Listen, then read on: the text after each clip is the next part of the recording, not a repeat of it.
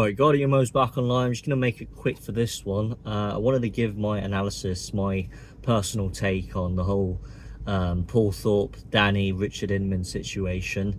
So Paul Thorpe's channel, you can watch the video. It's about 1 hour long. Danny in Spain, he was explaining the whole situation where he was detained in Gatwick Airport by the counter-terrorism forces. So I'm just going to raise 2 points. The first point will be about the Counter-terrorism Act and, how Danny in Spain was mentioning the law and how it was relevant to his detainment. And then secondly, I'm just going to address a lot of the rumours, a lot of the lies, a lot of stories made up about Paul Thorpe and Danny, and just address all of the false accusations made against them. So the first point, counter-terrorism. Right. So Danny, he was detained before making his way back to the UK, I believe. He was detained at Gatwick Airport by counter-terrorism police force, and they were just questioning him, investigating him, and cut a long story short, I think there was a lot of guess and speculation as to exactly what was on what grounds were these counter-terrorism forces trying to investigate Danny on. And the only thing that Danny could point to was, I am involved with this whole Unite the Kingdom movement. I've been involved with Tommy Robinson's whole affairs and this whole movement that he's been creating. And obviously it's no coincidence, because even Paul Thorpe has been stopped at Gatwick Airport multiple times. He hasn't made it through the UK border as swimmingly as he should be. In fact, he's stopped, he's investigated, and they've let him go. But Danny's just been put into this situation, and he's had to explain, I've never done anything wrong. I have no criminal record. I've got a clean slate. My DBS check is all right. But what would the reason be for them to come after me, to investigate me on some terrorism charge? And this is the issue that I want to highlight, is that the government, the authorities, are using this Counter-terrorism Act to suppress freedom of speech and to punish or investigate people who shouldn't be investigated in the first place. They're abusing their authority, they're abusing their power to suppress our right to speak freely, to express our opinions freely. The thing that Danny highlighted is that when you're detained, you basically have no right to freedom of speech in the United Kingdom. When they arrest you, obviously you have the right to remain silent. But when you're detained, you have to ask their questions. And I believe the government, they have repeatedly demonstrated that they can abuse this law, this act, to incarcerate, to punish, to investigate people on the grounds of freedom of speech.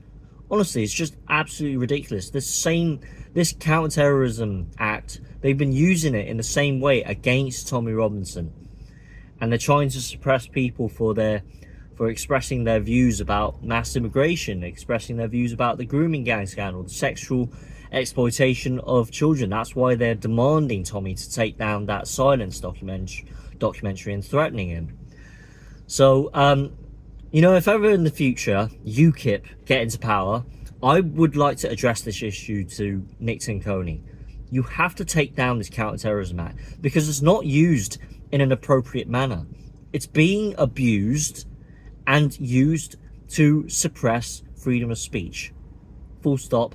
End of conversation.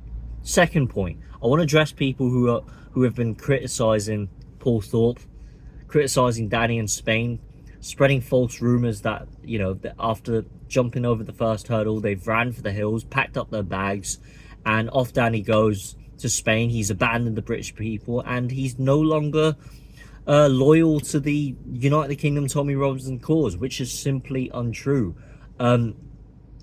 These three musketeers, as I like to call them, Paul Thorpe, Richard Inman, Danny in Spain, they've done more to contribute to this movement. They've done more to put their foot forward and speak up for the voiceless, compared to a lot of people who are commenting on their YouTube channels, spreading false rumours, lies and just simply fake news about Paul Thorpe and slandering these YouTubers. Just give them a break, for God's sake. These accusations are coming from people who have nothing better to do than to criticize the people on the same movement as theirs, the same right-wing political spectrum, because they have nothing else better to do. They have nothing going on in their lives, and perhaps they're just jealous that someone like Paul Thorpe has such a massive following and that they themselves aren't able to reach the same heights as someone like Paul Thorpe, who in fact has demonstrated, I think, in my personal opinion, has actually demonstrated good Christian values. He is a marker of what a good Christian man should be doing. Unlike these what I call soy boy Christians who think they're going to church by congregating together with like-minded people, putting up their hands saying, I love Jesus Christ, Christ is our Savior, and how, God has created this world for us to be happy, to love each other, and all he wants is peace and harmony. It's absolute bullshit. What we want are people like Tommy Robinson, people like Paul Thorpe, Richard Inman, Danny in Spain, these heroic archetypes who put their foot forward and put on the whole armor of God, as it says in the book of Ephesians chapter 6. I can't remember if it's verse 10 or verse 11. We are defending Western civilization. We are defending the faith, and we are resisting the wiles of the devil. We are trying our best to allow good to triumph over evil and standing up for the best interests of the British people, for the country. What more do you want from Paul Thorpe? What more do you want from Richard Inman? They've done all their they've put in so much effort, time and energy to organize these United Kingdom marches, to push the message out on YouTube. They've been handing out, all those super chats they accumulate from their live streams. They've donated that money to Urban Scoop in order to organize all of the camera crew and the equipment and the resources and the materials to organize these United Kingdom marches for you guys to attend. So for people to criticize Paul Thorpe and Richard Inman and slander them with baseless accusations, I just think is completely unacceptable. So, those are my thoughts. I feel for Paul Thorpe.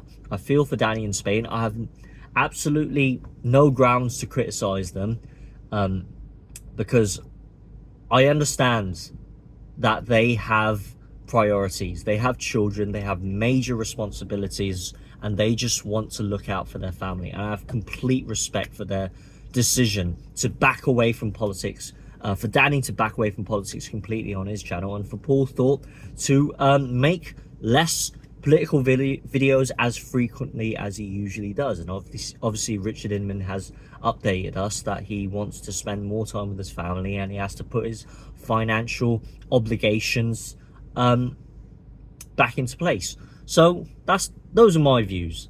Okay, if you disagree with me, be sure to leave a comment down below. Let me know what your thoughts are, and I'll see you next time. Guardian Mo's back on. Guardian Mo's clocking out.